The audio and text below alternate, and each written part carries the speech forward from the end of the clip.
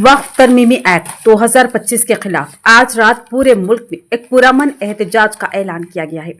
All India Muslim personal law board की appeal पर रात 9 बजे से 9:15 तक घरों, दुकानों, शॉपिंग मॉल्स, ऑफिसेस, फैक्ट्रियों के लाइट्स बंद करके खामोश पुरअमन अंदाज में एहतजाज दर्ज करवाया जाए।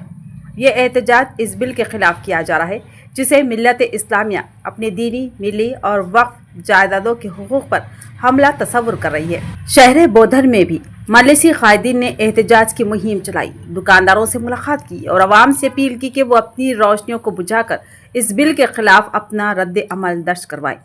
रुकने पार्लियामेंट बैरिस्टर असदुद्दीन अवैसी की हिदायत पर मजलिस के सीनियर कायदीन अलीम रजा ने मीडिया से गुफ्तगू करते हुए कहा कि ये बिल मिल्लत के लिए नुकसानदा है और हमें जमहूरी और पुरअमन तरीके से अपनी आवाज़ को बुलंद करना होगा। हम तेलंगाना भर के अवाम से अपील करते हैं कि आज रात अपने घरों, दुकानों की लाइटें बंद करें और अपनी वहदत का सबूत दें।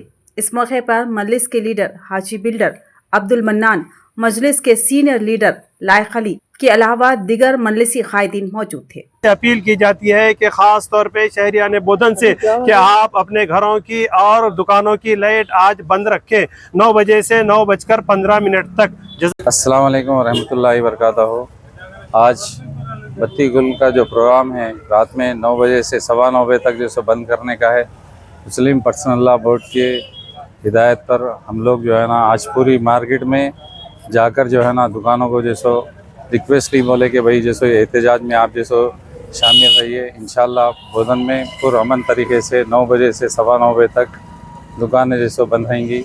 हम लोग मजलिस इत्तेहादुल मुस्लिमीन की तरफ से और मजलिस उलमाए कायदीन बोधन की तरफ से आज पूरे बोधन में इसकी तरफ से जैसो हर दुकान जैसो फिरकी वाले और सबसे रिक्वेस्ट कर रहे हैं कि आज शाम में घरों की और जैसो दुकानों के 9 बजे से 9:15 बजे तक जैसो लाइट बंद करिए।